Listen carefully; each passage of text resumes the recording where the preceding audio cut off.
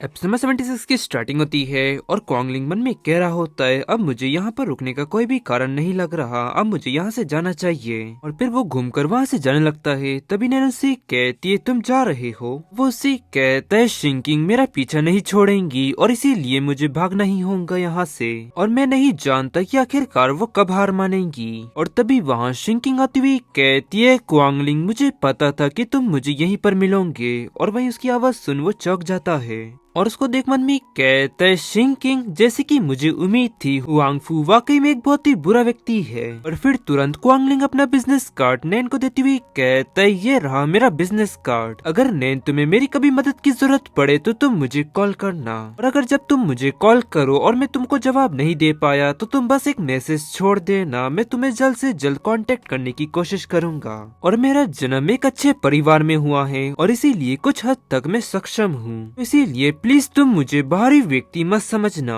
और फिर वो तुरंत वहाँ से भागकर जाने लगता है और वहीं शिंकिंग भी उसका पीछा करती हुई कहती है क्वांगलिंग रुक जाओ, क्वांगलिंग बेवकूफ रुक जाओ। और वहीं ये सब देख टेंगरानी से कहते हैं अंकल हुआंगफू क्या आपने ही आंटी शिंकिंग को कॉल किया था? तब वो कहता है हाँ, और क्योंकि अंकल क्वांगलिंग ने तुम्हारा काफी अच्छी तरह से ख्याल रखा तो मुझे भी उन्हें शुक्रिया कहना चाहिए ना। और फिर टेंगागी कहता है और इसमें कोई शक की बात नहीं है कि आपको इस बात की बिल्कुल भी चिंता नहीं थी, ये मॉम अंकल क्वांगलिंग के साथ अकेली थी और ये सीक्रेट बस आपके और मेरे बीच ही रहेगा। और वहीं तभी कोई दूर से उन दोनों की फोटो क्लिक कर लेता है और फिर शिफ्ट तरफ रात का समय देखते हैं जहाँ पर नैन टैंक को कहानी सुनाती हुई कह रही होती है और अंत में खरगोश का बच्चा अपने मॉम डैड के साथ घर चला गया। और फिर आगे टेंगरानी से कहता है मॉम अब हम यहाँ से नहीं जा रहे हैं क्यों, है ना? तब वो स्मेल करती हुई कहती है फिलहाल तो नहीं। ये सुन वो कहता है तो क्या हम बाद में चले जाएंगे यहाँ से? तब इस पर वो उससे कहती है जब तुम बड़े हो जाओगे तो तुम अपनी पढ़ाई जारी रखोगे और फिर तुम्हें किसी लड़की से प्यार हो जाएगा और फिर तुम इसी तरह अपनी जिंदगी में आगे बढ़ोगे,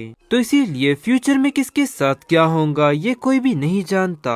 तो चलो ठीक है टैंक अब तुम्हें सो जाना चाहिए, गुड नाइट, क्योंकि कल सुबह में जल्दी उठकर खेत जाना है। तब वो भी कहता है गुड नाइट मॉम। और फिर टैंक के सो जाने के बाद नैन दूसरे रूम में जाती है और कहती है चलो ठीक है अब मैं ये सारा सामान जमाती हूँ। फिर वो जाकर एक बॉक्स ओपन करती है और टैंक की फोटो देख मन में कहती है वाओ ये टैंक की तब की फोटो है जब वो सिर्फ 1 साल का था। और फिर तभी नैन के पास हुआंगफू आती हुई कहता है उस समय टैंक कितने साल का था? और ये लो एक गिलास मिल्क क्योंकि आज के रात के खाने में तुमने खाना कम खाया था।